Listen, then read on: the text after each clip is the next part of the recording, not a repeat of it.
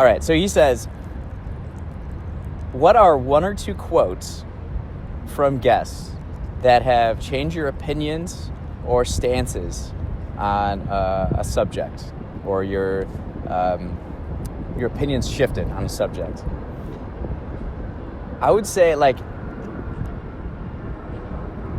there's not necessarily direct quotes that have in particular changed my mind on things.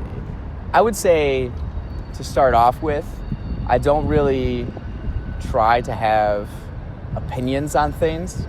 I think that's kind of a trap that people fall into, is like they feel like they have to have an opinion on everything.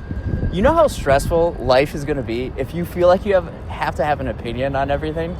I approach the world just as much as I can, completely open, with a beginner's mind, empty mind and a beginner's mind. So when I talk to people on the podcast, I just ask them questions and I just listen.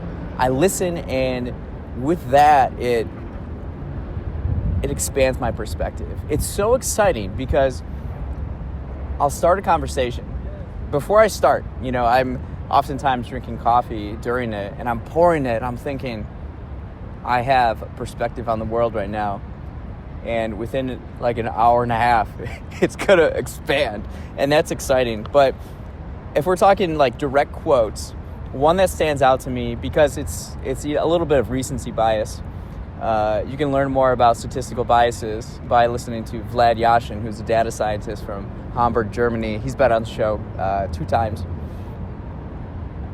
Episode 203 with the Mansours. This is one of my favorite episodes because it's 3 siblings that are all scientists, and they're in materials and mineral engineering, gemology, physics, and we really talked about some scientific realities and possibilities of the 21st century. And this is something that really excited me. They said the world's first trillionaire will come from materials.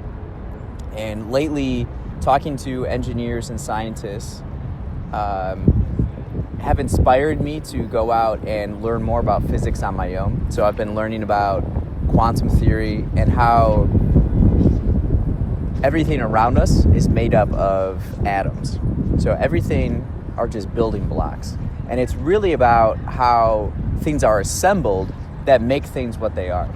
And materials, this episode I went in and I probably didn't know, of all the episodes, I knew very little about the actual subject we were about to talk about. And it was so fascinating. So the world's first trillionaire come from materials. And the buildings you see behind me are kind of like late 19th century. And the ones, if you can't really have this view, but around me, you have more glass buildings. And so I asked about that, and it's like the skyscrapers and the skylines of the future, is it possible that they look completely different? And they said yes.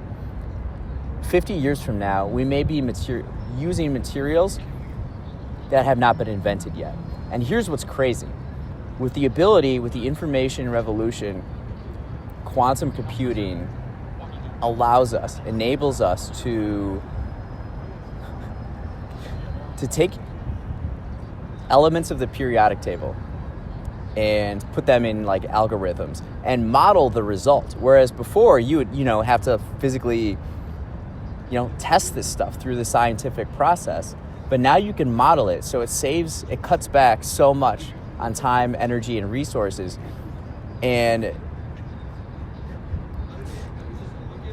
the materials of the future could be invented by, say, a 15-year-old with a laptop with the right software.